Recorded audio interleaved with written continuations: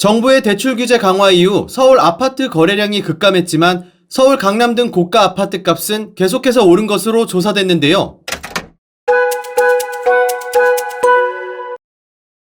5일 연합뉴스에 따르면 서울의 아파트 값은 정부의 대출 규제 시행 전인 7, 8월과 비교해 상승 거래 비중이 줄고 하락 거래는 증가했지만 고가 아파트가 밀집된 강남권이나 마용성은 여전히 상승 거래 비중이 높은 것으로 나타났습니다.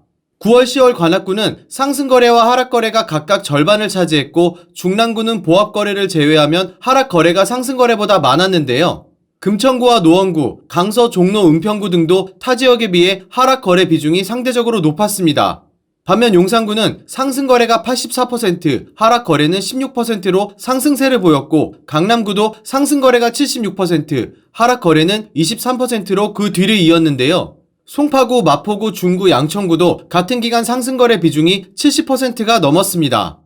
강남구 압구정동 압구정 현대 1, 2차 아파트 전용 면적 131제곱미터의 경우 지난 7월 매매 가격이 49억 5천만 원이었지만 10월 거래가는 54억 9천만 원으로 5억 4천만 원이 올랐고 용산구 이태원동 청화아파트 전용 106제곱미터도 지난 6월 22억 9,500만 원에 팔렸으나 지난 10월 4억 3천만 원이 오른 27억 5천만 원에 거래됐습니다.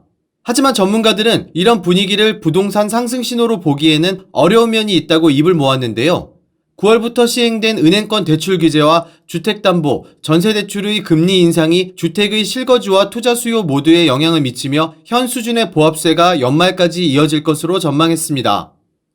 지난달 30일 서울 서강대에서 열린 청년대상 강연에서 이창용 한국은행 총재는 블랙핑크 멤버 로제의 노래 아파트의 인기로 인해 아파트값이 오를까 고민된다는 농담을 던지며 부동산 가격을 상당히 의식하고 있는 모습을 노출했는데요. 전문가들은 이런 이 총재의 행동과 발언이 10월 금융통화위원회에서 기준금리를 0.25%포인트 내린 후 통화 완화로 부동산과 가계부채 등 금융안정을 우려하는 속내를 드러낸과 동시에 추가 금리 인하와 관련해 부동산 시장과 가계부채 등 금융안정을 고려하겠다는 의지로 읽힌다고 분석했습니다.